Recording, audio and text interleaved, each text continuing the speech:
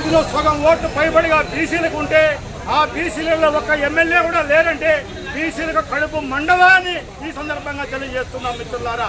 ఇటువంటి ఉదాహరణతో ఇటువంటి లెక్కలతో ప్రతి ఒక్క బీసీ బిడ్డను చైతన్యపరిచే విధంగా ప్రతి ఒక్క విషయంలో కూడా బీసీలను ముందుకు తీసుకునే విధంగా బీసీ సమన్వయ కమిటీ ఆంధ్రప్రదేశ్లో బీఎస్పీకి పూర్తి సహాయంతో అందరిని కూడా కలుపుకొని బీసీల హక్కుల కోసం ఈరోజు నెల్లూరులో వర్షాన్ని కూడా సైతం అధిగమించి రాష్ట్ర వ్యాప్తంగా బీసీలలో ఉండేటువంటి ముఖ్య నాయకులందరూ కూడా చేశారు. వాళ్ళందరూ కూడా అభినందన తెలియజేసుకుంటూ ఇది ఆరంభం మాత్రమే. బీసీ సమన్వయ కమిటీ ఆధ్వర్యంలో నెల్లూరులో ఈ రోజు జరిగినటువంటి ఆరంభం మాత్రమే.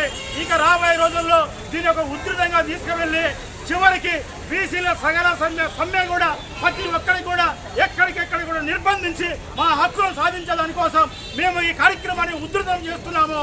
నెక్స్ట్ ఒక వారంలో మరొక జిల్లాలో ఈ ధర్నా కార్యక్రమాన్ని కూడా పెట్టబోతున్నామని తెలియజేస్తూ ఇప్పటికైనా కూడా రాష్ట్రంలో బీసీ కులగణన పైన రాష్ట్ర అసెంబ్లీలో చర్చించి వెంటనే బిల్లును పాస్ చేసి తెలంగాణలో మీ శిష్యుడే కదా, మీ సహచరుడు శిష్యుడు రేవంత్ రెడ్డి గారు అక్కడ బీసీ కులగణన చేస్తుంటే మీరు సీనియర్ మోస్ట్ నాయకులయ్యండి, బీసీలదే మా పార్టీ అని చెప్పుకునేటువంటి తెలుగుదేశం పార్టీ ఇంకా ఒక అడుగు కూడా ముందుకు పడలేదంటే బీసీలు దీనికోసం ఎదురు చూస్తున్నారు.